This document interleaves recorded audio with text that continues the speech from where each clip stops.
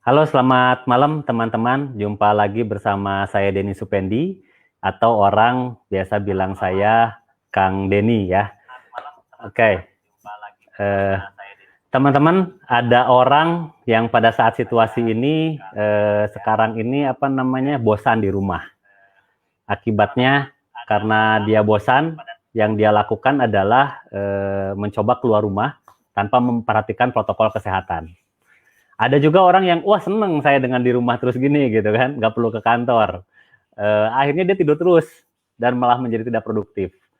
Tapi ada juga orang yang dengan kondisi seperti ini, dia kalaupun keluar rumah, kalau perlu misalnya membeli sesuatu, ya dia keluar rumah tapi memperhatikan protokol, masker gitu kan, dia pakai face shield dan lain sebagainya. Karena kalau kemarin saya lihat banyak sekali di puncak macet gitu kan. Kemudian di mall-mall sekarang hari ini nih antri semua gitu kan. Nah ini enggak, kita tetap pakai protokol kesehatan. Ke mall kalau nggak perlu enggak juga gitu kan.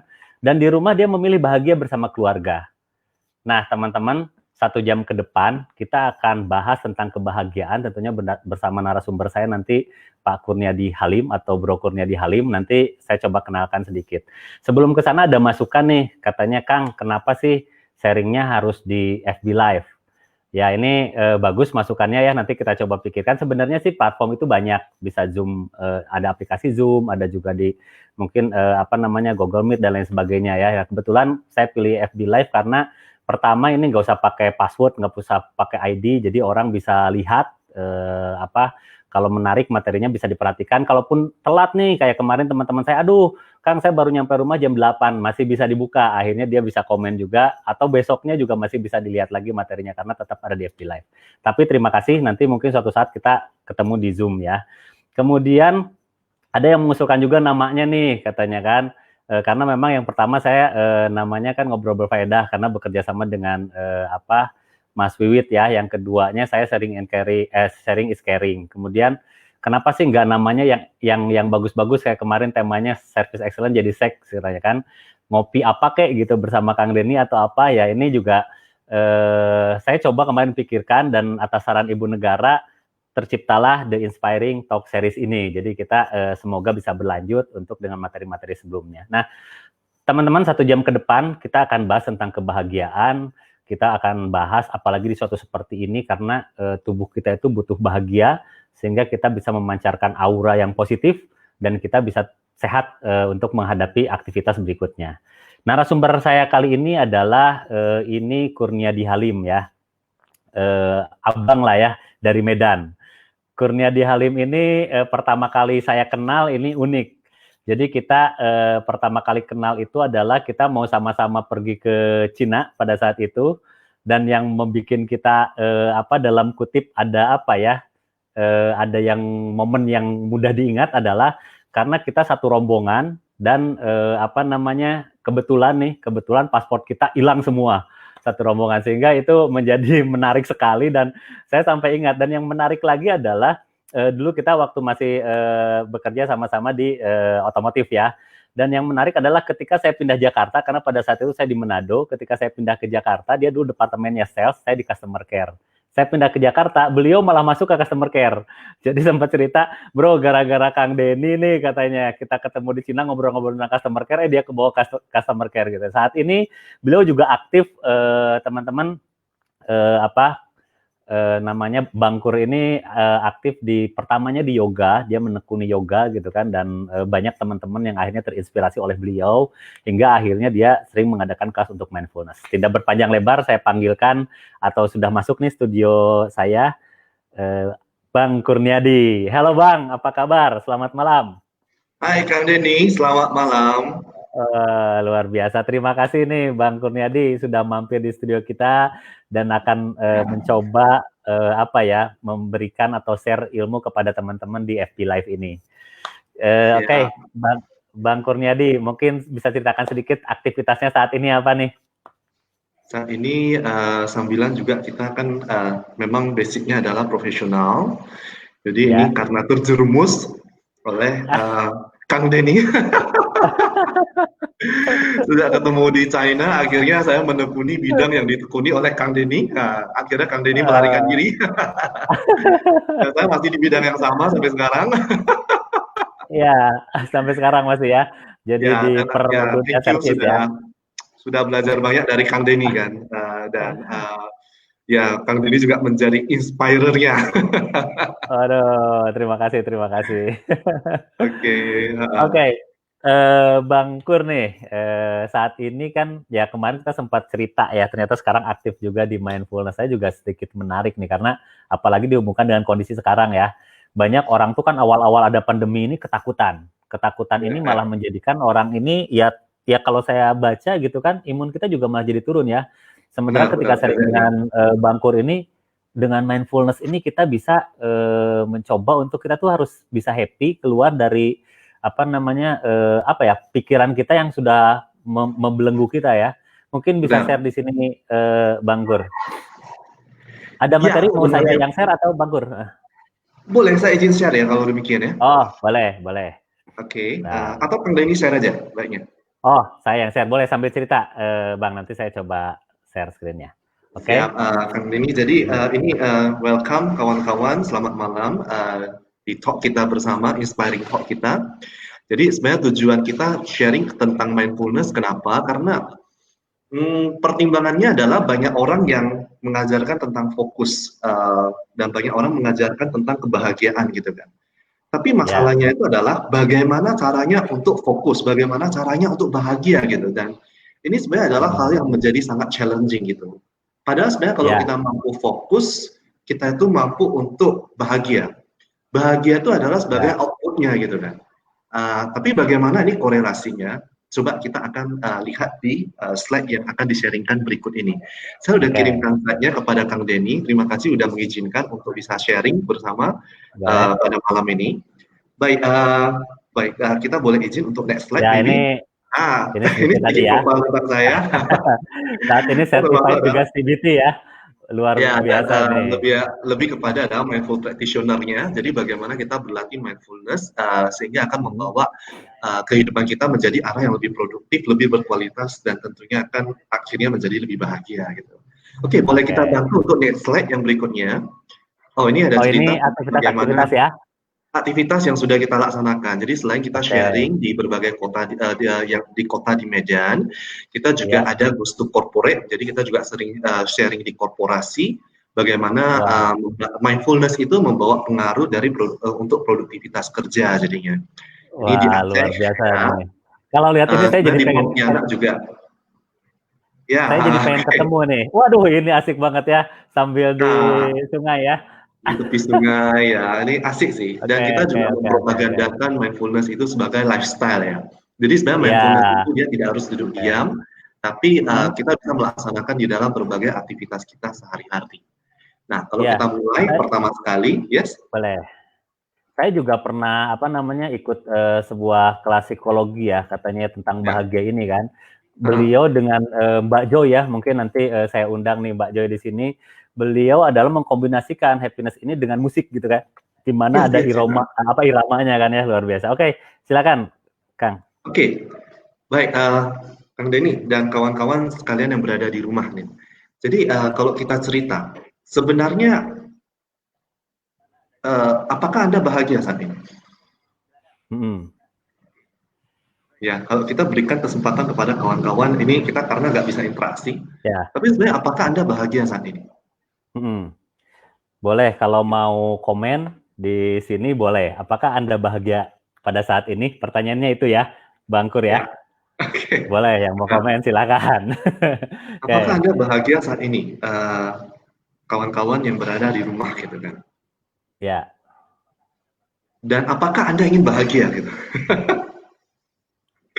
Jadi kalau kita cerita, siapa yang ingin bahagia? Tentunya saya ingin menjadi bahagia gitu ya. Tapi kawan-kawan, pada saat Anda mengatakan Anda ingin bahagia, sebenarnya pada saat itu kita bisa membuat sebuah asumsi Anda nggak bahagia. Gitu ya. Ya contohnya kalau kita cerita, kalau kita orang kaya, orang yang sangat kaya banget gitu kan, apakah Anda ingin menjadi kaya gitu? Oh, nggak usah, karena saya udah cukup kaya gitu. Tapi kalau kita cerita, siapa yang ingin bahagia? Ya tentunya saya gitu kan. Tapi pada saat kita bilang bahwa saya ingin bahagia, sebenarnya saya pada saat itu tidak bahagia gitu. Oke, jadi itu apakah tidak perlu ditanyakan atau Boleh sih, sebenarnya satu refleksi untuk kita ya, semua gitu kan. Siapa yang ya, ingin ya, bahagia? ya. Ya. Tapi Hmm, pada saat saya bilang saya, sebenarnya pada saat itu adalah ini adalah sebuah refleksi bahwa saya sedang tidak bahagia.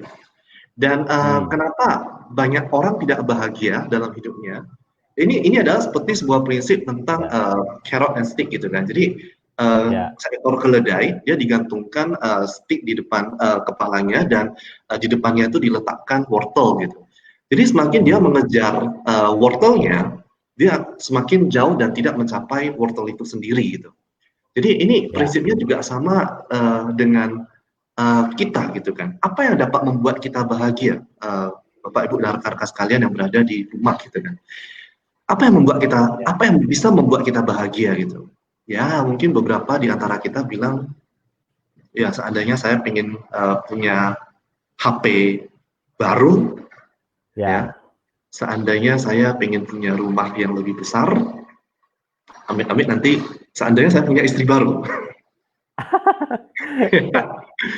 Karena udah bosan dengan istri yang ini. Jadi apa yang membuat kita bahagia, Bapak Ibu dan rekan-rekan sekalian yang berada di rumah gitu. Jadi Hmm, kita selalu mempunyai ekspektasi-ekspektasi dan itu gak selesai jadinya. Itu ya, sebenarnya nggak selesai. Jadi kalau kita refleksi kembali pada saat kita SD gitu ya, apa yang akan hmm, membuat saya bahagia pada saat saya naik dari SD menjadi SMP, oke. Setelah naik dari ya, SD menjadi SMP, kita tiba di SMP, apa yang membuat saya bahagia? Oh, kalau saya bisa pakai celana panjang SMA gitu, ya udah masuk SMA. hmm, Tapi hmm, setelah masuk SMA ya biasa saja gitu kan. Pada saat kita masuk SMA, apa yang membuat kita bahagia? Kalau saya bisa lepas dari jeratan pendidikan, ya saya dapat oke, bekerja, nah itu bebas gitu. Rupanya semakin lama, ya setelah tamat, masuk ke dalam dunia kerja, menurut kita bebas, ternyata kita menjadi semakin terikat gitu. Terus apa yang hmm, membuat saya bahagia? Ya, kalau saya bisa merit dengan orang yang saya dicintai, orang yang saya cintai. Ternyata ya, setelah merit, jeratannya semakin dalam gitu. Dan kita merasa bahwa kita semakin gak bahagia, gak bahagia, gak bahagia gitu. Nah, jadi itu ya, prinsipnya seperti kalau wortel diletakkan di depan kita, apa yang membuat saya bahagia? Pada saat saya mampu mengambil wortel ini gitu. Dan semakin hmm, kita mengejar hal tersebut, kita semakin tidak mencapainya dan itu yang membuat kita akan semakin stres dan hmm, beberapa mengalaminya itu sebagai anxiety, kecemasan. Kita cemas ya, dengan hal-hal yang sudah terjadi di masa lalu dan kita ya, cemas tentang hal-hal yang akan terjadi di masa depan jadinya. Itu yang membuat ya, kita semakin jauh dari definisi kebahagiaan itu sendiri. hmm. Ya, kalau waktu kecil kan dengan mudah ya, apa yang membuat bahagia ya, jangan kecil lah. Saya juga dulu waktu SMP SMA ditanya cita-cita apa, pengen jadi arsitek, kayaknya bahagia gitu kan, bisa gambar rumah, bisa bikin rumah gitu kan. Begitu kuliahnya di pendidikan, Bang. Mulai waduh. 6 bulan pertama stres gitu kan. Iya, Karena iya, iya. aduh ini gimana, akhirnya ikut-ikut temen aja lah gitu, udah lupa gitu kan esensinya bahagia itu apa juga gitu yang dicari ya. Ini Benar-benar. Pak Bangkur sambil saya bacain ini ya. Christian Denny. Apa namanya? Ini dari Wijanakro nih, Mas Wid salah satu mentor saya bahagia katanya kan. Sudah bahagia. Ada juga dari Coach DJ salah satu mentor saya juga nih, membuat orang lain bisa bahagia katanya bahagianya. Ya, Terus ya, ya. bahagia, saya bahagia ketika melihatnya tersenyum, ketika melihat saya ya. Oke. Waduh, asik. Kemudian dari Ibu Negara nih, istri saya nih, ide jenius Kang Denny katanya Mas Wid. Jadi tadi kan saya ini apa namanya The Inspiring Talk Series katanya ini pasti idenya Astri Silviani, betul sekali ya. Wahyu Utomo, jelup jangan lupa untuk bahagia katanya. Oke, Terus saya asik. bahagia karena suami saya yang makin ganteng. Ya, itu dari Ibu Negara juga. Asik. Kemudian Ternyata suaminya makin ada ganteng nih. ada ya Kristiana Heni, tahu Bang Kur? Ini Mbak Ya, Kris dari dulu dari Dam Bandung, makin berusaha nyari bahagia, makin gak oh, bahagia keren. katanya kan. Oke, keren Novita banget, Al, keren banget. ya Novita Alvina sama bahagia kalau dapat jodoh katanya. Oke, Oke, lanjut lagi Bang Kur. benar. Menarik nih, baru satu pertanyaan Iya, udah ini ya, udah kemana-mana ya. Ya karena sesuai benar. dengan apa namanya pengalaman mereka mungkin ya.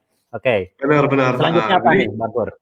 Ceritanya nih kalau kita membuat kebahagiaan itu adalah sebuah kondisi gitu kan. Bahwasanya saya akan bahagia kalau gitu kan.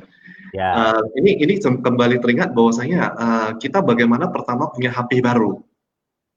Ya ini Hmm. masa HP ku sudah saatnya diganti nih gitu kan. Nah, Ya. aku pengen bahwasanya aku pengen HP ini gitu. Tapi Ya. hal yang kita udah cita-citakan pada saat kita mendapatkan hal tersebut, pertanyaannya, kalau pada saat kita memiliki HP baru yang kita idam-idamkan nih, Hmm. Hmm. berapa lama kebahagiaan tersebut stay? Ya. Ya, Ya. berapa lama Betul. kebahagiaan tersebut stay? Ya, palingan Hmm. cuma beberapa waktu setelah itu hilang gitu kan, dan diganti Ya. dengan kecemasan-kecemasan lainnya gitu. Jadi Ya. yang awalnya adalah saya akan bahagia kalau saya punya HP baru gitu kan. Ya. Nyatanya Ya. setelah dapat, saya khawatir bahwa bagaimana HP ini tidak jatuh, saya khawatir bagaimana supaya anti goresnya tidak lecet, saya khawatir seandainya kalau dijatuhkan oleh anakku dan sebagainya. Akhirnya kebahagiaan itu bertukar dengan kecemasan. Gitu. Jadi Ya. Ya. Ya. kebahagiaan yang singkat, kecemasannya lebih panjang. Nah, apa yang Hmm. membuat kita cemas? Inilah adalah bagaimana kita memanage sebenarnya kecemasan itu sendiri. Gitu. Ada Hmm. sebuah penelitian singkat nih. Ini sebenarnya adalah sebuah penelitian dari seorang guru psikologi yang sangat terkenal di Hmm. dunia. Kalau kawan-kawan tahu tentang sebuah film Lie to Me dari Paul Ya. Ekman. Ya, Hmm. Lie to Me. Jadi di film itu dia bagaimana memprediksi orang-orang yang berbohong ini. Ini terutama menarik untuk Hmm. para istri-istri. Nah, terutama dari ibu negara boleh nonton dulu ya nanti. Waduh, waduh, bahaya nih. Ibu negara udah nonton, udah psikologi lagi, psikolog. Jadi, waduh. Keren banget. Jadi dia ngajarin tentang micro expression, Oke, bagaimana oke. kalau orang berbohong, orang kalau misalnya bagaimana orang tersenyum tapi sebenarnya bisa berbohong itu dibaca dari micro expressionnya. Tapi yang Hmm. menariknya itu adalah pada saat dia membuat sebuah kartun yang namanya adalah Inside Out. Itu sekitar 4 tahun lalu. Ya, Ya, dia adalah sebuah kartun tentang betul, bagaimana seorang anak yang betul, bernama Relay gitu kan. betul. Menarik Dia ya, ini bagus, bagus, ada, bagus ini. ya benar. Dia Hmm. di dalamnya itu ada membahas tentang 5 emosi gitu kan. Betul. Sebenarnya kalau menurut Paul Ekman itu adalah 6 emosi. Nah, Oke. kadang yang menjadi masalah di kehidupan kita itu adalah kita tak mampu manage emosi ini. Ya, Sehingga dalam film Inside Out itu film kartunnya bahwasanya kita memandang sadness adalah orang ya, nggak boleh sedih gitu. Kita memandang sadness itu adalah sesuatu yang nggak boleh terjadi dalam hidup kita. Sehingga hidup. dalam Hmm. kartun Inside Out itu adalah sadness itu harus masuk ke dalam lingkaran ini. Pokoknya lu nggak boleh keluar gitu. Sadness Ya, itu nggak ya, boleh muncul dalam hidupnya. Gitu kan. ya, Sehingga ya. kita merasa bahwasanya kita nggak boleh sedih. Gitu.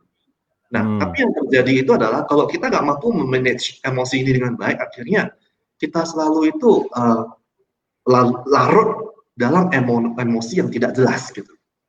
Ya. Hmm. Sehingga seseorang pada saat tidak mampu mendeskripsikan, mendefine, Ya. atau mengadres jenis-jenis emosi yang muncul dalam batinnya, pada saat itulah dia merasa stres. Hmm. Ya, Ya. pada saat dia tidak mampu mengadres ini emosi apa gitu kan. Banyak orang yang Ya. mengalami anxiety disorder, ya gangguan Hmm. kecemasan. Gitu kan. Tapi pada saat seseorang ditanya, mengapa kamu cemas gitu? Nggak tahu, gue cuma kesel. Nah, jadi Hmm. pada saat kita tidak mampu mengenali bagian ini, mengenali jenis-jenis emosi yang muncul, pada saat itulah kita menderita stres. Ya. Ya, menderita gangguan kecemasan dan sebagainya yang menjadi penyakit Hmm. yang lazim saat ini. Ya. Saya pernah sedikit apa namanya dapat apa ya ujangan lah dari salah satu mentor saya, katanya gini, kan ada orang tuh kadang saya akan melakukan sesuatu kalau saya udah bahagia gitu kan, saya akan memberikan sesuatu buat orang lain kalau saya udah bahagia gitu kan, tapi kadang lupa ya, harusnya tuh kan orang bahagia dulu, dengan bahagia ya semua kita bisa kerjakan dengan ini ya Bang ya, Dengan seperti itu rileks ya, kah atau ini ya. ya kan, jadi orang mikirin ya bahagia itu nanti ini jadi akhirnya malah cemas kan ketika sesuatu tidak Benar, tercapai kan. Ya atau benar, tadi jadi emosi itu ya sadness itu harus ditekan gitu kan. Padahal ya bahagia itu kan dengan punya rasa sedih juga harusnya disyukuri ya intinya ya. benar. Jadi Hmm. sebenarnya bahagia itu bukan berarti menekan kesedihan gitu Ya, kan. betul. tapi adalah kita mampu mengelola emosi kita dengan baik gitu. Dengan baik itu ya, jadi kuncinya ya. Jadi saya boleh sharing sedikit tentang slide kita. Nah, jadi Boleh. kalau misalnya di slide kita ini, kalau kita di next slide kan, Yang ini ya? ya kita boleh next lagi gitu, next lagi boleh. Ini? Jadi Oh, next iceberg. lagi. Oke. Nah, Oh, next jadi lagi. next lagi boleh. Jadi sebenarnya begini, jadi pada saat kita tidak mampu mengelola, sorry, boleh next sebelumnya, sebelumnya, Oh, sebelumnya, sebelumnya. nah, Yang sebelumnya, ini. sebelumnya, Good. setelah ini, satu Iceberg. ini, setelah satu ini lagi, Ini. sorry. Oke, satu lagi boleh? Oh sorry, next. Oke, next. Oke, baik kawan-kawan. Bagaimana ceritanya tentang menguasai emosi kita? Kita bayangkan kalau kita itu naik kuda gitu kan. Pada saat kita awal-awal gak mampu naik kuda, maka kita seperti agak kesulitan mengendalikan kuda itu sendiri. Ya, jadi kita itu bisa seperti dibanting oleh kudanya gitu. Karena kita tidak mampu, kita tidak tahu cara mengendalikan kudanya. Tapi pada saat kita mampu memahami kuda ini, maka kita akan mampu naik di atas kudanya dengan baik. Dan pada saat kita mau ke kanan, kuda itu akan mampu seirama dengan kita, dan dia berbelok ke kanan. Pada waktu kita minta belok ke kiri, dia akan mampu belok ke kiri gitu kan. Ini adalah pada saat kita mampu terampil menguasai emosi kita, maka kita akan mampu mengenali, mengadres kita mau kemana jadinya. Oke. Ya, dan kalau kita mampu lebih bagus lagi, ini kita bisa next-nya. Kita bisa seperti orang barat ini. Boleh bantu next slide? Ya, kita akan Ini mampu malah. seperti orang barat ini. Kita mampu naik di atas kudanya. Ini kalau kita tidak tampil ya, kita boleh next lagi. Kita bisa dibanting oleh kuda. Next, boleh? Oh, ini. Kalau kita mampu mengambil alih emosi kita, Bapak Ibu dan kawan-kawan semua, maka itu kita akan seperti kalau iklan Marlboro gitu. Kita mampu naik di atas kudanya dan sebagainya, kita mampu melakukan akrobatik pada saat kita udah mampu mengadres, mengenali setiap bentuk emosi yang muncul. Nah, Bapak Ibu dan kawan-kawan semua, masalah kita yang sering terjadi adalah kita tidak mampu mengenali gejolak emosi, sehingga yang terjadi adalah kita larut dalam emosi kita, dan kita terpental oleh emosi kita. Kita larut dalam kesedihan, kita larut dalam penderitaan gitu kan. Ya, kita merasa bahwasanya kita gak cukup bahagia dan sebagainya, sehingga itu membuat kita itu cenderung tidak bahagia dalam kehidupan kita jadinya. Saya jadi teringat salah satu film Karate Kid ya, di mana seorang anak belajar kungfu, ada ular depannya gitu kan, ini bermain emosi kan, ular yang mengikuti dia, bukan dia yang mengikuti ular gitu kan. Kalau sepintas orang ngelihat anak ini ngikutin ular, padahal orang ngikutin karena dia emosinya ya, bisa memainkan peran ya. Bahkan ini bisa bekerja juga ketika mungkin ke ilmu leadership ya. Salah satu leader yang unggul adalah mungkin yang bisa membuat emosinya itu stabil sehingga orang ya mengikuti dia ya, mungkin itu ya. Benar exactly. Bang, kita bacain lagi nih Bang. Ini udah mulai nih orang-orang yang ngikutin channel kita ini. Saya doakan semua bahagia katanya kan. Bersyukur itu adalah bahagia, mensyukuri apa yang ada dan enggak mikirin apa yang belum ada. Ini mulai lebih bersyukur ya. Oke, bisa dilanjutkan Bang. Oke, Kang Denny. Jadi kalau ceritanya, kita boleh next slide. Ini gini. Jadi sebenarnya begini, Bapak Ibu dan rekan-rekan sekalian. Sebenarnya apa yang terjadi dengan kita saat ini? Pada saat kita tanyakan kepada kawan-kawan kita, ya, saya sebenarnya adalah pribadi yang seperti apa? Atau kita tanyakan kepada orang tua kita tanyakan kepada pasangan kita, ibu negara, kita tanyakan kepada kawan-kawan yang menjadi subordinate kita atau siapapun itu. Jadi kalau kita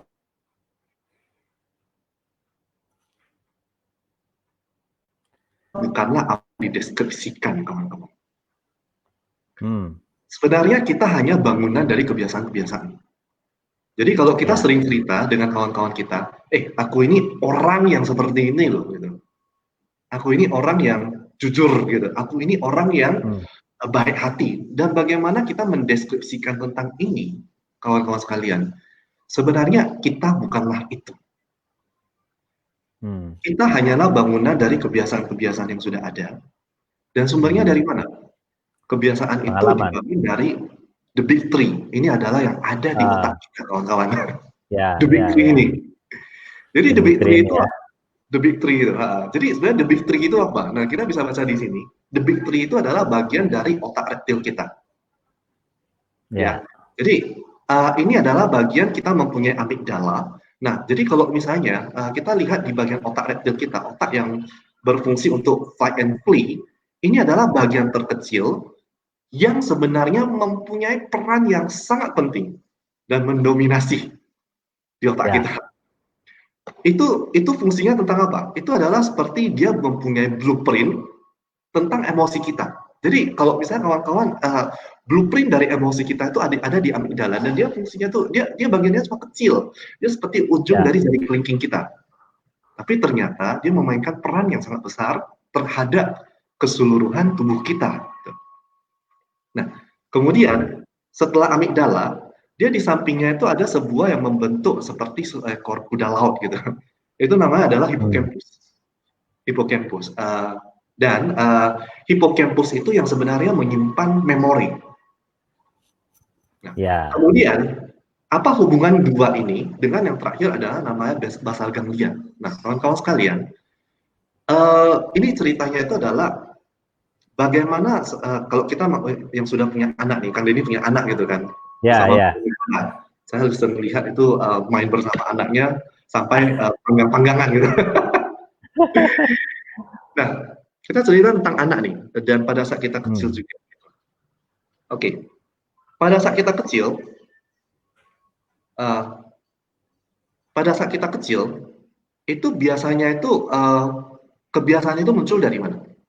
Jadi contohnya, anak-anak waktu kecil, dia lapar, dia mau minta minum, ya. Kemudian dia lakukan apa? Nangis, gitu ya. ya, Dia nangis. Setelah nangis, dia dapat susu. hmm, Jadi amigdala mengenali emosi ini, ya. Pada ya, saat saya lapar, saya nangis. hmm, Tapi waktu dikasih susu, dia disimpan di ya, dalam memori, hippocampus. ya. Dan ini kemudian berulang. Pokoknya kalau saya lapar, emosinya Kasih bekerja, susu. Hmm, ya, dikasih susu hmm, 2 kali. hmm, Dan ya, ada yang penelitian mengatakan pada saat terjadi repetisi sampai 2, 21 atau 144 kali, tergantung tingkat hmm, kerumitannya, ya, maka ini akan diketok ke dalam basal ganglia, ya, diketok ke dalam, kemudian dikatakan, hey, ini sudah berulang nih. Jadi hmm, lain kali, kalau misalnya lapar, ya udah nangis saja, ya, disimpan menjadi kebiasaan. Demikian juga pada saat kita menjadi anak nih. hmm, Pada saat kecil, anak-anak pada saat dia di supermarket, dia merasa pengen beli sesuatu, Pak, pengen mainan Pak, gitu kan. hmm, Kemudian kita bilang, nggak usah, pakai mainan yang di rumah aja, ya. ya, Nah, emosinya mulai muncul. Oh, kalau gitu saya nangis. Dia nggak suka, ya, ya, nangis gitu. Pada saat nangis, kita akan belikan mainan. Ya udah, hmm, daripada lo dikasih ribut, lah lo ya, belikan ya, mainan. Nah, ini disimpan di dalam memori. ya, Tapi berikutnya itu, pada saat dia ke supermarket gitu kan, hmm, dia pengen beli mainan lagi, dia kembali memanggil memori. Oh, dulu kalau waktu nah, nangis dibelikan gitu. dikasih, ya, hmm, Kasih lagi. Ya. Kemudian ini nah, berulang repetisinya hmm, sehingga dia masuk ke dalam yang namanya basal ganglia. hmm, Nah, jadi akhirnya ini hmm, menjadi sebuah komputer memori. Akhirnya pada saat nanti lain waktu, kalau misalnya mau mainan, perintahnya adalah nangis dulu. ya, Nah, jadi kawan-kawan ada semua, apa yang kita lakukan dalam keseharian kita, bahwasanya kenapa kita suka marah?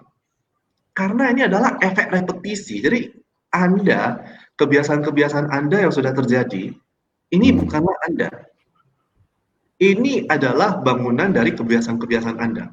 Ini adalah bangunan dari pola-pola yang bekerja terus selama hidup Anda, sehingga membentuk kebiasaan kita saat ini. Dan kebiasaan kita itu untuk cenderung cemas.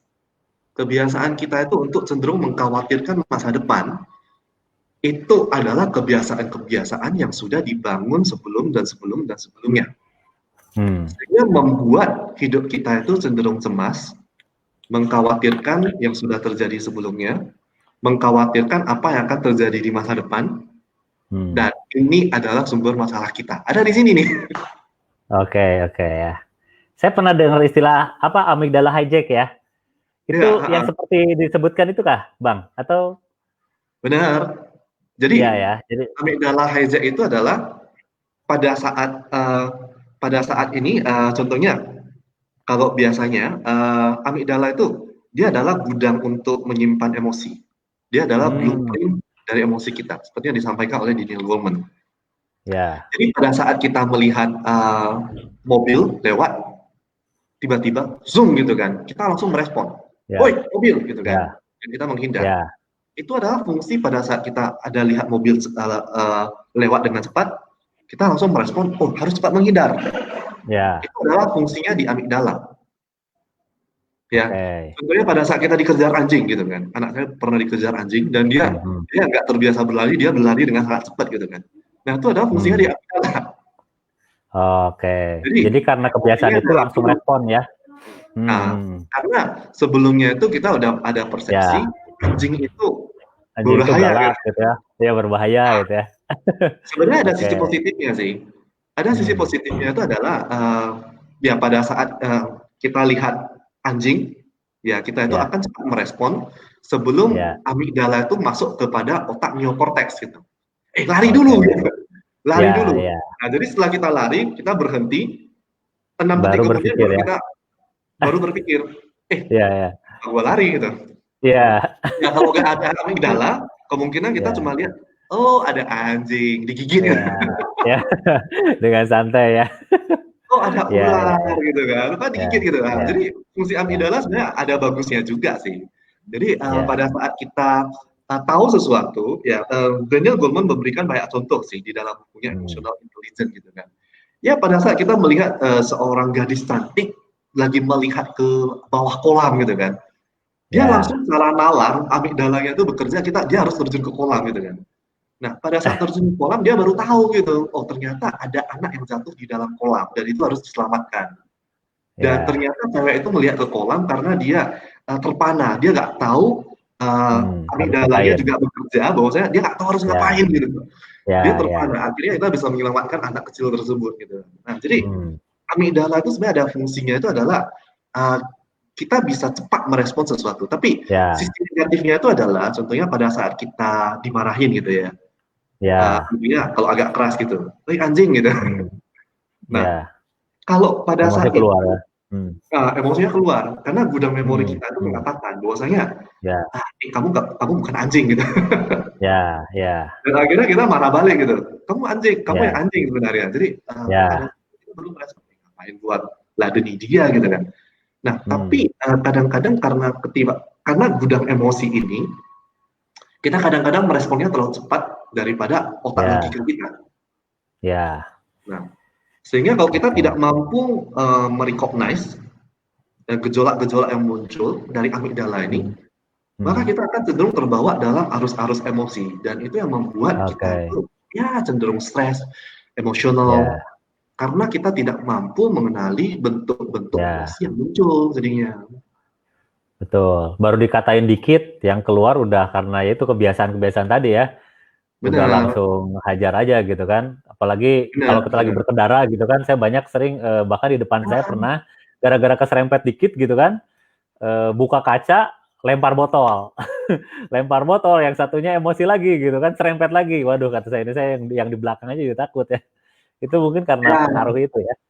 Benar, ini adalah udah nggak mikir gitu kan. Ya pada saat blueprint dari emosi kita, dia bekerja duluan. Dan setelah itu baru otak neokortex kita yang di atas ini ya, baru sadar, oh Ya, ngapain gua seperti itu, ngapain gua ladeni uh, orang lain yang cenderung ya, untuk menyalip dan sebagainya gitu kan, ngapain gua lempar botol gitu. Nah terakhirnya ya. itu kita baru sadar karena kecepatan otak amigdala itu bekerja, dia jauh lebih cepat daripada otak logika kita Hmm, jadinya. oke. Nah, jadi Ya, menarik nih. kebiasaan-kebiasaan Anda disimpan di sini jadinya. Kebiasaan-kebiasaan yang ada di kita itu adalah di otak paling primitif dari makhluk hidup itu adalah di otak reptil.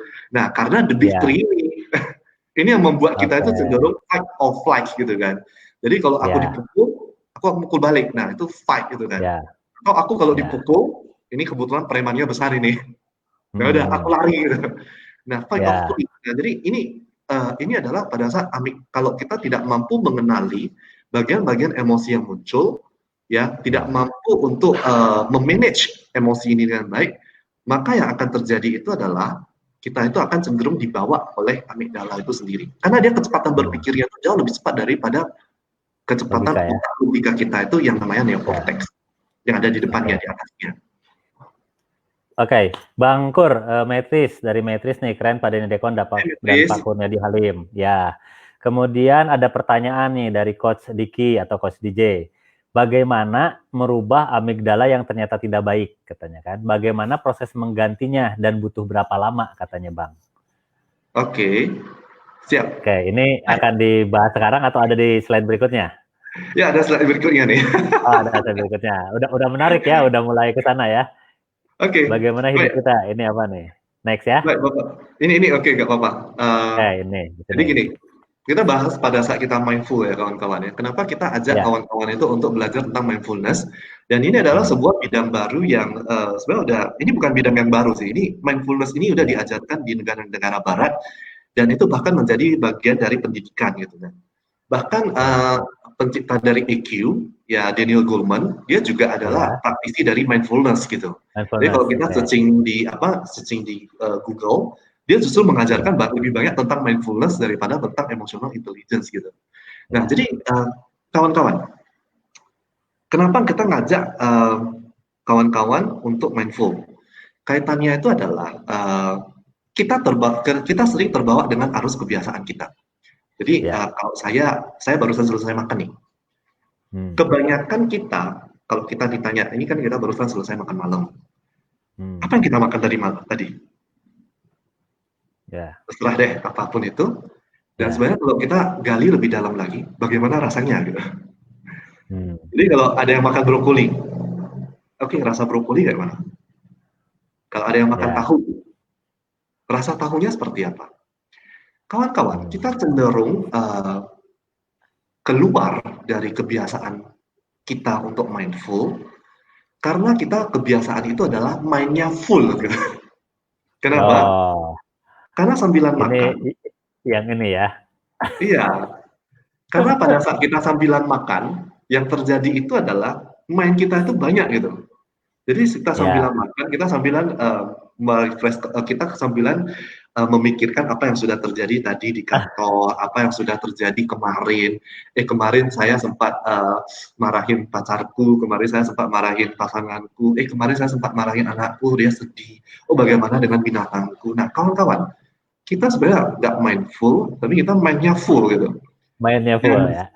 dan sering yang Pikirannya penuh terjadi ya. itu adalah pikirannya penuh gitu. Dan sering yang terjadi kita itu adalah kita sambil makan siang atau makan malam, makan pagi, kita sambilan lihat-lihat tentang video, kita sambilan lihat-lihat tentang Instagram, kita lihat Facebook, kita sambilan lihat berita. Jadi sehingga kita nggak menikmati makanan kita yang sebenarnya. Hmm. Ya. Dan karena kebiasaan kita yang berulang-ulang, akhirnya kita semakin jauh dari mindfulness itu sendiri. Kita nggak enjoy dengan makanan kita. Ya, kenapa? Karena pada saat kita makan uh, kita sudah lupa, kita mikirin hal yang lain gitu ya. Jadi sehingga kita nggak benar-benar enjoy makanan kita. Dan yang lebih parah lagi, Bapak Ibu rekan-rekan semua, pada saat kita hidup, kita nggak benar-benar menikmati hidup kita. Hmm. Kita nggak benar-benar ada pada saat kita bersama dengan pasangan kita. Kita nggak benar-benar hadir pada saat kita bersama dengan anak-anak kita. Nah, kita. Kita nggak benar-benar hadir pada saat kita sedang membaca buku, menikmati apapun. Kenapa? Karena pikiran kita itu cenderung terdistraksi. Jadi, kalau misalnya korelasinya dengan materi kita tadi, bagaimana supaya kita melatih kebiasaan itu dengan jadi lebih baik? Karena otak kita itu cenderung dia tidak bisa multitasking. Otak nggak bisa multitasking. Jadi sehingga kita memerlukan mindfulness itu. Kita hanya melakukan satu hal di satu waktu. Oke. Itu kuncinya. Apalagi kondisi saat ini dengan adanya teknologi ya. Ya. Zaman dulu pun sebelum ada handphone yang smartphone mungkin ya, orang udah makannya di situ, nggak pegang HP, tapi udah pikiran kemana-mana kan. Apalagi sekarang makan sambil pegang HP, atau tadi main sama anak-anak tapi pada pegang HP, jadi pikirannya udah nggak di situ ya. Lebih perparah lagi dengan teknologi ya. Oke. Benar. Nah, kawan-kawan, dengan adanya teknologi itu justru memperparah. Aku setuju gitu kan. Ya. Kenapa? Ya.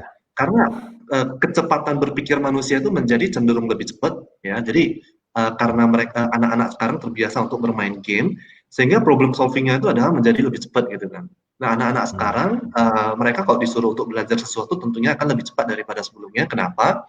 Karena kebiasaan berpikir itu dari bermain game itu cenderung untuk menyelesaikan masalah, sehingga pola pemikiran itu menjadi lebih cepat. Ya, dan karena ini mereka lebih terbiasa dengan multitasking. Nah, ini akan semakin jauh dari prinsip dari mindfulness itu sendiri. Kenapa? Karena prinsipnya itu adalah mainnya kebanyakan full. Ya. Tapi kawan-kawan, saya bisa mempromising kalau kita mampu untuk melakukan satu hal di satu waktu, kita waktu makan benar-benar makan, waktu bermain dengan anak kita benar-benar bermain dengan anak, ya. Waktu bersama dengan, kalau saya juga punya hewan peliharaan, kita bersama dengan hewan peliharaan, maka ini akan mengubah struktur otak kita. Otak kita itu menjadi lebih banyak gelombang theta, untung kalau bisa masuk ke gamma gitu kan. Sehingga gelombang otak kita itu menjadi cenderung lebih, kita akan memasuki gelombang alfa dan theta. Dan kalau bisa sampai masuk kepada gamma. Ya, tapi tetap dalam keadaan sadar. Biasa gelombang otak ini, alfa dan theta, itu kita dapatkan pada saat kita dalam keadaan hipnosis ataupun kita dalam keadaan menjelang tidur gitu kan. Tidur lah ya, menjelang tidur ya, betul ya. Kalau saya kemarin belajar hipnoterapi itu ya menjelang tidur tuh ya saatnya itu ya, masuk di mana di ambang alfa ini ya. Ya, rapid eye movement gitu jadinya kan. Ya. Pada saat itu kita lagi memasuki gelombang otak tersebut. Tapi kalau kita mampu memanage otak kita untuk selalu mindful, mengerjakan satu hal di satu waktu, maka otak kita itu akan memasuki gelombang otak tersebut, alfa dan theta, dan ada beberapa yang diteliti bahkan bisa masuk ke dalam gamma. Ada manusia-manusia yang praktisi mindfulness, dia masuk ke dalam gamma. Sehingga itu akan cenderung merubah kadar hormon dalam tubuh kita, dan membuat tubuh kita itu menjadi lebih sehat. Oke. Ya, kita akan cenderung jauh dari penyakit-penyakit pada saat kita mampu untuk mindful dalam hidup kita. Ini ya. Nah, ini adalah contohnya. Ya. Benar. Bahkan daya pikirnya itu juga akan mampu lebih tajam, dan dia mampu mengingat sesuatu yang di bawah bawah sadarnya. Kalau kawan-kawan tahu tentang cara membaca kilat gitu kan, bukan membaca cepat tapi membaca kilat. Jadi dia cuma melihat satu buku, satu halaman, satu halaman 1 detik. Dia langsung tinggal putar. Dia langsung mempunyai semua kemampuan photographic memory untuk mengingat apa isi buku itu. Itu hanya mampu dilakukan pada saat kita mampu untuk masuk dalam mindfulness, ketenangan. Oke. Ya, jadi dengan demikian, resultnya itu adalah kita akan menjadi bahagia. Oke. Sebentar, Bang. Tapi bukan bahagia itu, yes? Saya mau ada pertanyaan, tapi kita bacakan dulu ini nih. Sambil makan sambil nonton Kang Denny live katanya. Bercabang kan. Oke. Udang goreng rasanya nikmat banget katanya. Oke, dari Mas Wit ya. Nah, pertanyaannya adalah lalu bagaimana gitu supaya kita bisa tadi mencapai gelombang alfa sama apa namanya beta ya tadi ya. Nah, bagaimana gitu latihan seperti apakah mungkin yang bisa kita latih dan apakah perlu orang khusus atau sebenarnya ini bisa dipelajari dengan sendirinya atau seperti apa? Ya, sebenarnya kawan-kawan, kalau kita balik kepada otak kita, bagaimana supaya kebiasaan itu terbentuk? Ya, tadi kan ceritanya bagaimana mengubah kebiasaan kita gitu kan. Bagaimana supaya kita dapat melatih mindfulness ini sehingga pada akhirnya itu kita akan menjadi bahagia. Ya. Karena ada riset yang mengatakan orang yang paling bahagia di dunia ini justru adalah praktisi dari mindfulness gitu. Coba di riset aja. Ya, jadi dia mampu untuk pakai gelombang otak, mengukur gelombang otaknya, dan sehingga dia tahu dia sudah memasuki gelombang otak gamma dan akhirnya super otaknya berubah jadinya. Itu penelitian sainsnya gitu. Nah, kawan-kawan, bagaimana supaya kita dapat melakukan hal tersebut adalah kita dapat melatih otak kita melakukan satu hal di satu waktu.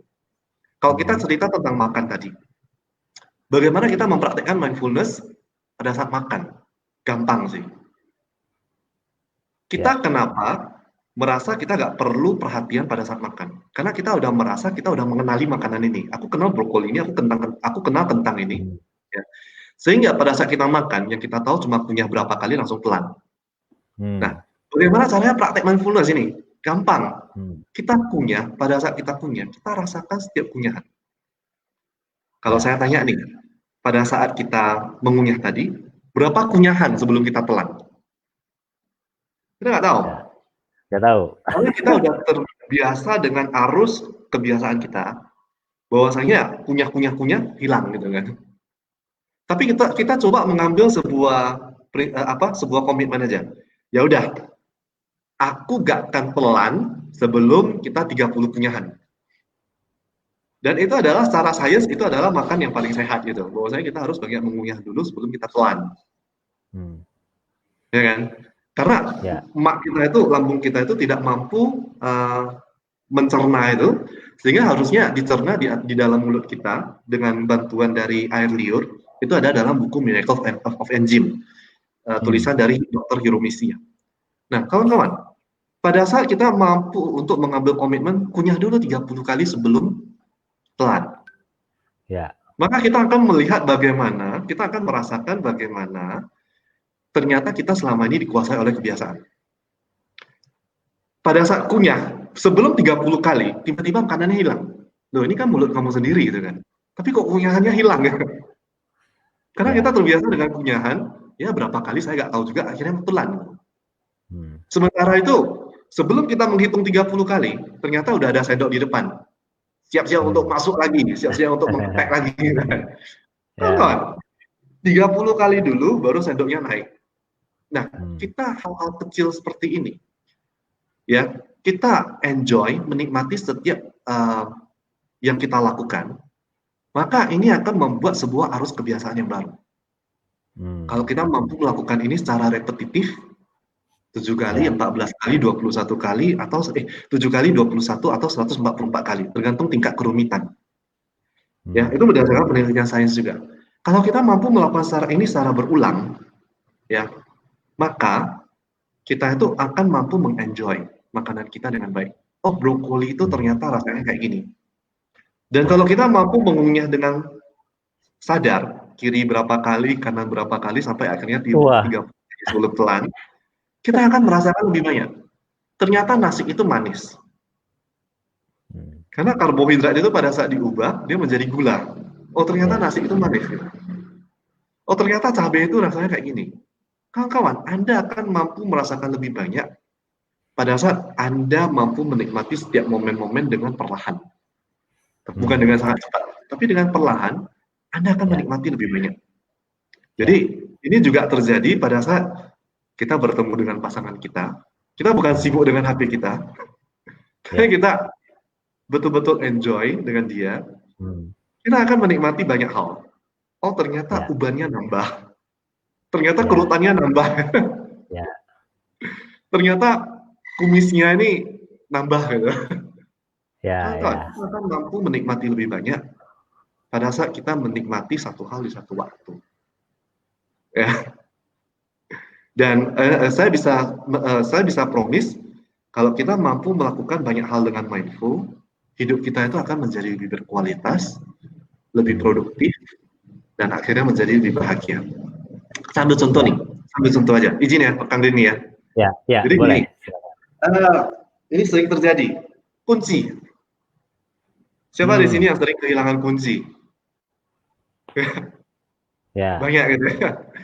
Tapi Banyak. pada saat kita kehilangan kunci, kita tuh selalu maksa gitu. Aduh, kunciku taruh di mana gitu ya. Seingatku terakhir aku taruh di kantong ini, aku taruh di sini gitu kan. Tapi sebenarnya taruh di mana ini? Aku lupa gitu. Tapi kawan-kawan, semakin Anda memaksakan, semakin gambarnya itu blur gitu. Bingung gitu. Ya. Ya, tapi kawan-kawan pada saat kita duduk santai, enak gitu kan. Pada saat kita santai, kita tuh langsung terpikir, oh iya, aku kemarin taruh di sini. Nah, Anda dapat. Demikian juga kalau misalnya kita ingat kawan lama ini, kawan lama. Ini tadi siapa namanya ya? Kita paksakan. Siapa namanya kemarin? Saya ingat namanya. Siapa namanya ya? Semakin kita paksakan, semakin kita nggak dapat. Tapi pada saat kita duduk, tenang, relax. Oh ya, namanya ini gitu kan. Ini yang sama terjadi dengan Isaac Newton. Isaac Newton dan Archimedes gitu ya. Dia pada saat mikir, paksain, dia nggak dapet. Tapi pada saat dia duduk, relax, dia enjoy dengan situasi. Isaac Newton pada saat dia enjoy di bawah pohon apel, dia menikmati angin. Tiba-tiba apel jatuh di atas kepalanya, top, gitu kan? Oh, iya. Nah, kawan-kawan, pada saat Anda mampu mindful, Anda mampu menikmati setiap momen-momen hidup Anda tanpa sibuk dengan kesana kesini, maka Anda akan bisa mendapatkan oh iya yang sangat banyak.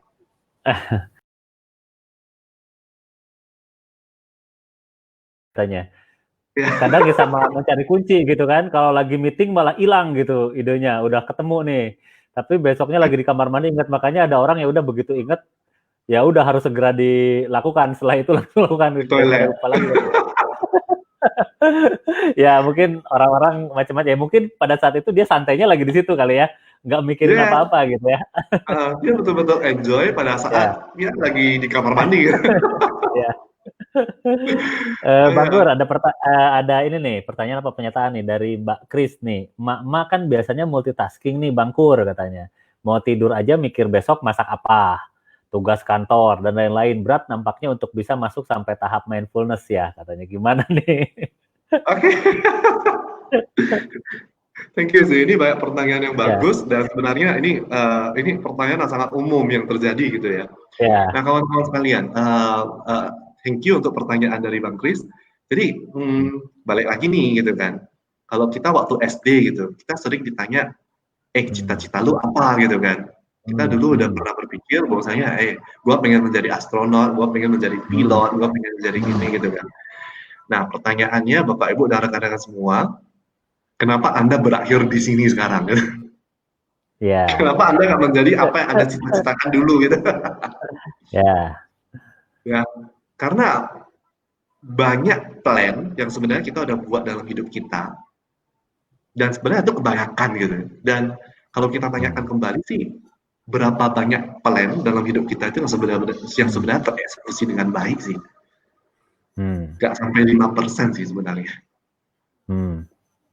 Jadi kalau gitu pertanyaannya kembali itu adalah, buat apa kita merisaukan apa yang akan terjadi di masa depan gitu? Ya, maksudnya kalau kita balik lagi nih, bagi yang sudah punya pasangan, kita kadang merisaukan bagaimana seandainya pasangan kita pindah lain hati. Ya, ini bagaimana seandainya dia kalau pindah lain hati bagaimana gitu kan? Nanti warisannya bagaimana dan sebagainya, anak bagaimana gitu. Loh kawan-kawan, dibandingkan kita mikirin apa yang masih belum terjadi, mengapa kita gak ngurus apa yang bisa kita lakukan sekarang, yaitu memberikan perhatian. Maksudnya, itu lebih penting daripada apa yang terlalu jauh di depan gitu. Ya kan? Kalau masak, urusan masak kan tinggal lihat ingredient apa yang sekarang ada di kulkas. Kalau nggak ada ya beli. Kalau ada ya masak gitu kan. Kan cuma tinggal pilihannya 2 itu. Ya. Ya kalau kurang ya beli gitu loh. Berarti berarti kalau memang sudah kita membuat activity plan, ya udah buat, besok eksekusi gitu. Tapi kalau terlalu banyak pertimbangan ini itu ya akhirnya kita menjadi masuk yang namanya dalam anxiety. Kita cemas. Betul, ya. Kita cemas apa yang sudah terjadi. Kita cemas dengan apa yang akan terjadi di masa depan gitu. Nah, jadi balik lagi kawan-kawan, kita itu sebenarnya mindful atau kita mindful di kehidupan ini. Ya. Ya, ini bersyukur dan menikmati katanya kan. Ini ada nih, saya dahulu waktu bekerja suka ambil cuti, lalu menikmati cuti saya dengan bangun pagi, jalan pagi, beli koran pagi, lalu sarapan pagi. Hari itu saya menikmati momen cuti saya dengan rileks. Apakah itu bisa dikatakan mindful sejenak? Esoknya tenggelam lagi dalam rutinitas katanya. Mungkin bisa seperti itu ya. Terkadang ya saya juga kadang ada sesuatu yang kalau benar-benar kita lagi mindfulness ya, bukan mainnya full. Waktu kita pun akan sangat berharga dan indah gitu ya. Ya kalau kita fokus sama anak-anak. Jadi saya juga tadi ceritanya jadi sedikit, saya berbahaya ya, terutama makan nih. Kadang anak saya suka, ayo buru kalau saya nyuapin gitu kan, sebenarnya salah ya. Padahal ada anak yang kayak kemarin itu gini, anak saya tuh minta main game sih, Bang. Main Free Fire bareng sama ayahnya, tapi ayahnya lagi padet kan, nanti gitu kan. Nah, terkadang begitu, yuk kita main sekarang gitu. Mainnya padahal cuma 5-10 menit, tapi anak saya tuh jadi ngerasa, seneng gitu ya. Mungkin ya hal itu karena bapaknya ayahnya memang fokus sama dia gitu, yuk main bareng gitu kan, kita kondisikan gitu. Jadi benar-benar kita nggak mikirin, saya juga nggak pegang HP itu untuk gamesnya itu, nggak inget yang lain gitu kan. Jadi ya kita bertiga tuh, karena anak laki-laki kan, saya 2 tuh. Setelah itu memang ya sangat happy gitu ya kita ya. Iya. Oke. Asik sih. Nah, ya, Bang. Benar. Ya. Jadi sebenarnya kalau kita dikasih pilihan kepada kawan-kawan rekan-rekan sekalian, sebenarnya kita lebih penting kuantitas waktu atau kualitas waktu gitu ya. Jadi kalau misalnya walaupun sebenarnya waktu kita itu mepet, tapi paling nggak di dalam 5 menit itu kita mencurahkan perhatian kita, kita dedikasikan waktu kita itu untuk anak-anak kita. Dan itu lebih penting dan lebih terasa manfaatnya daripada Anda punya 1 jam bareng dia, tapi Anda nggak betul-betul berada di sana.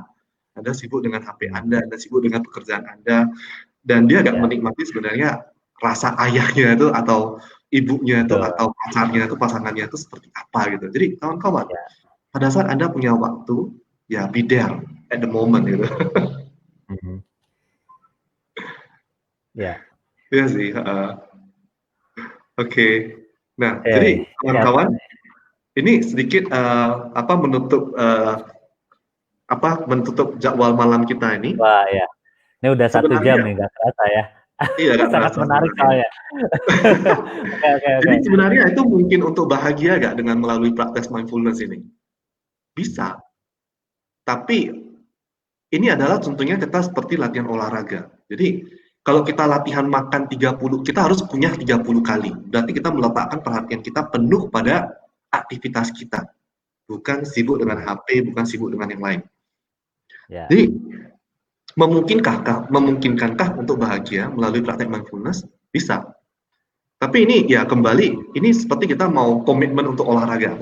Saya mau menurunkan berat badanku nih. Oke, kita mulai dengan jogging gitu ya. Oke, awalnya seperti ini. Kemudian berikutnya boleh next slide. Semangat ya. Semangat ya, next slide boleh. Nah, setelah dengan semangatnya ini, impiannya itu akan memiliki tubuh yang ideal nih, gitu kan. Oke, next slide lagi. Nah, ya, impiannya adalah tubuh ideal. Tapi yang kenyataannya itu, hari pertama itu semangat, hari kedua semangat, hari ketiga, udahlah nggak usah lagi lah ya. Jadi kawan-kawan, otak kita itu cenderung dia mengenali pola dan kebiasaan-kebiasaan. Jadi kalau Anda mau berlatih untuk mindfulness, itu seperti melatih otot kita. Jadi apakah kita mau melatih otot kita ini seminggu sekali ketemu, kita hanya melatih seminggu sekali, atau ya pada saat makan saja kita lakukan sebulan sekali, ya berarti kebiasaan-kebiasaan yang lain itu akan mendominasi kita jadinya. Ya, kebiasaan kita itu cenderung dikuasai oleh kecemasan, tentang yang akan terjadi, tentang yang sudah terjadi dan sebagainya. Nah, kawan-kawan, kita kalau mau latihan untuk mindfulness untuk menjadi lebih bahagia, nah berarti kita perlu latihan secara konsisten, ya. Boleh next slide, Kang Denny?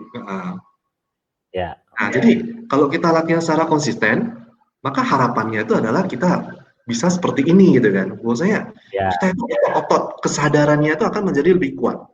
Jadi pada saat kita mampu meletakkan perhatian kita satu hal di satu waktu, maka kita akan mampu untuk memperhatikan banyak hal. Oh, ternyata Ya. rasa brokoli itu seperti ini.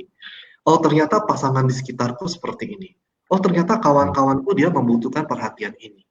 Dan pada saat kita mampu melambat, pada waktu kita mampu memberikan kualitas perhatian kita kepada orang-orang di sekitar kita, maka kita akan mampu melihat lebih banyak. Jadi saat ini bukan fokusnya kepada kuantitas, tapi saat ini kita adalah perlu fokus kepada kualitas kita. Oke, luar biasa nih, Bang Kur. Oke, thank you. Nah, kalau sedikit nih, Bang Kur, dihubungkan dengan tadi kan foto-foto di atas ada ketika Bang Kur menerapkan mindfulness ya, ada yang tadi di pinggir sungai, di kelas. Itu hubungannya apa sih, Bang? Itu apakah untuk melatih konsentrasinya kah atau untuk apa ya, dengan cara apa ya tadi ya, mungkin memfokuskan pikiran ya, atau seperti apa, mungkin bisa diceritakan sedikit. Oke, jadi sebenarnya ya kembali lagi mindfulness itu adalah bagaimana kita meletakkan perhatian kita satu hal di satu waktu gitu kan. Jadi pada saat kita di pinggir sungai ya kita hanya menikmati suasana di sungai ya. Pada saat kita makan kita betul-betul menikmati makanan kita gitu ya. Pada saat kita berada di sekitar orang-orang yang kita cintai ya kita berada di sana. Ya, jadi kita hanya meletakkan perhatian kita satu hal di satu waktu. Ya, itu yang akan membuat hidup kita itu menjadi berarti dan tentunya itu akan membuat hidup kita itu menjadi lebih berharga nantinya. Dan tentunya akan menjadi lebih bahagia. Ya, jadi ya kita nikmati apa yang kita miliki saat ini sekarang jadinya. Oke, jadi cara mempraktekkan mindfulness itu cukup dengan menikmati aktivitas yang kita lakukan saat ini ya, dengan fokus gitu kan. Ya tadi kalau contoh di sini gambar kan lari ingin tadi menurunkan berat badan, ya udah aktivitas aja, nikmatilah setiap langkahnya ya. Jangan mikirin dulu hasilnya, orang lain juga misalnya 2 bulan, malah kita dituntut 2 bulan nanti malah jadi stres gitu kan. Dan ngelakuinnya enggak, itu yang bahagia kan. Ya, dan kita waktu praktek mindfulness kadang-kadang ya kita juga mempraktekkan dengan latihan pernafasan gitu ya. Jadi ya itu juga ada tahapan yang lebih lanjut sih. Ya. Nih, jadi hal yang terbaik adalah melakukan hal yang benar, gitu ya. Hal yang terbaik selanjutnya adalah melakukan hal yang salah. Hal yang terburuk adalah tidak melakukan apapun. Oke, ini luar biasa sekali nih. Oke, ya benar-benar. Jadi, Bapak Ibu dan kawan-kawan semua, jadi intinya adalah kita betul-betul latihan mulai dari sekarang gitu. Daripada tidak sama sekali ya. Jadi hal yang terburuk adalah kita tidak melakukan apa-apa. Oke, menarik teknik ini ya. Jadi intinya ya memang ya ini teori dan kita bisa praktekkan dengan mudah. Hanya dengan cara adalah yaitu tadi mempraktekannya, nikmatilah setiap aktivitas yang kita lakukan, enjoy dengan the prosesnya ya, mungkin ya, Bang Kur ya. Yes, Kang Denny. Oke, Bang Kur, ada sedikit pesan gak nih buat teman-teman di di rumah ataupun dimanapun yang mengikuti FB Live ini di masa pandemi nih, karena kita berhubungan dengan masa pandemi, apa yang sebaiknya kita lakukan dengan kondisi seperti ini mungkin, Bang Kur, sebelum kita tutup. Oke, baik. Thank you, Kang Denny, untuk waktunya. Jadi, buat Bapak, Ibu, dan kawan-kawan sekalian yang berada di rumah, jadi di masa pandemi ini adalah sebuah masa yang challenging untuk kita. Sorry. Tapi sebenarnya ini adalah waktu yang sangat baik untuk kita itu adalah untuk kembali ke dalam diri yang sebenarnya.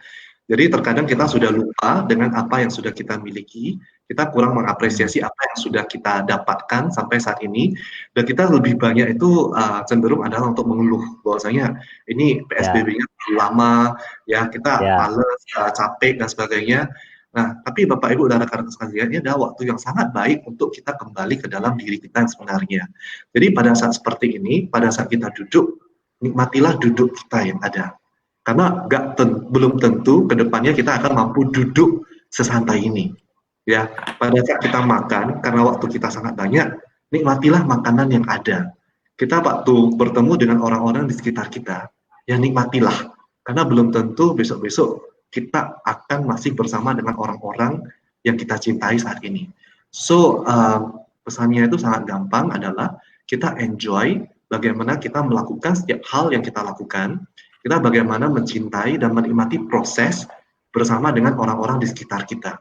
Karena kita tidak ada gunanya menangisi sesuatu yang sudah kita hilang, tapi lebih penting adalah kita menikmati dan memberikan yang terbaik kepada orang-orang yang ada di sekitar kita saat ini.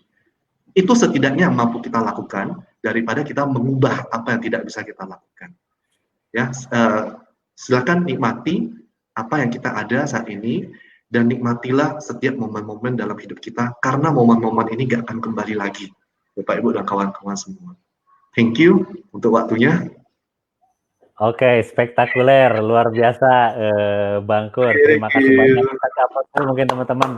Ini menarik, 1 jam tidak terasa ya, tepat 1 jam ya. Intinya adalah tadi yang terakhir cukup menarik sekali dari Bang Kur, bahwa di momen spesial ini, gitu kan, jadikanlah ini waktu terbaik untuk kita kembali kepada diri kita seutuhnya ya, dengan cara menikmati momen-momen. Apalagi ya saat ini juga banyak yang bekerja di rumah, gitu kan. Ya mungkin ada juga beberapa kondisi ya termasuk mungkin kerabat kita atau teman kita ada yang kena PHK, ada yang kena apa ya, intinya kita syukuri apa yang sudah ada saat ini dan justru mungkin ini adalah salah satu yaitu tadi momen terbaik untuk kita merefleksikan bahwa oh ini diri kita sebenarnya itu ini loh gitu, yang selama itu mungkin yang selama ini dikerjakan sebelumnya ini malah kebiasaan-kebiasaan yang bukan mencerminkan diri kita gitu ya. Jadi itu yang menarik. Terima kasih sekali lagi Bang Kur sudah mampir di waktunya. Ya, teman-teman juga yang menyaksikan dari tadi, terima kasih. Yang mungkin ada beberapa yang tidak sempat saya bacakan juga komennya. Terima kasih. Intinya kita sharing di sini untuk kita sama-sama bisa melakukan mindfulness ke depannya, lebih mensyukuri diri kita, lebih bisa menikmati setiap proses atau setiap momen aktivitas kita sehari-hari, dan tentunya dengan kita lebih happy, kita lebih bisa, kan tujuan kita itu tadi ada yang mengatakan bahwa lebih baik adalah membahagiakan orang lain gitu ya. Kalau kitanya happy, auranya terpancar ke orang lain juga happy, dan ujung-ujungnya kita bisa bermanfaat bagi kita semua. Oke teman-teman, terima kasih Bang Kur, sekali lagi terima kasih. Salam buat teman-teman dan keluarga di Medan. Kapan-kapan ketemu lagi ya kalau ke Jakarta ya. Thank you Bang Kur. Ya, selamat malam. Thank you, selamat malam. Kawan-kawan, stay healthy. Oke, teman-teman, itulah tadi perbincangan kita mengenai emotional intelligence ya, yang ini juga akan mempengaruhi dampak untuk kita bahagia lewat mindfulness. Dengan cara tadi adalah kita menikmati semua aktivitas dengan enjoy, dengan tenang. Teman-teman, semoga malam ini bisa memberikan manfaat buat teman-teman semua dan bisa melakukan mindfulness di tempat teman-teman masing-masing. Dan kebahagiaan adalah sesuatu yang memang bukan kita harus impikan dan menjadi rumit, tapi kebahagiaan adalah sesuatu yang kita lakukan dan nikmati prosesnya. Sampai jumpa lagi di lain kesempatan di The Inspiring Talk Series bersama Kang Denny. Tentunya saksikan terus berikut channel-channel berikutnya, dan tentunya akan ada topik menarik di kemudian hari. Terima kasih, selamat malam dan bravo, dan selamat beraktivitas.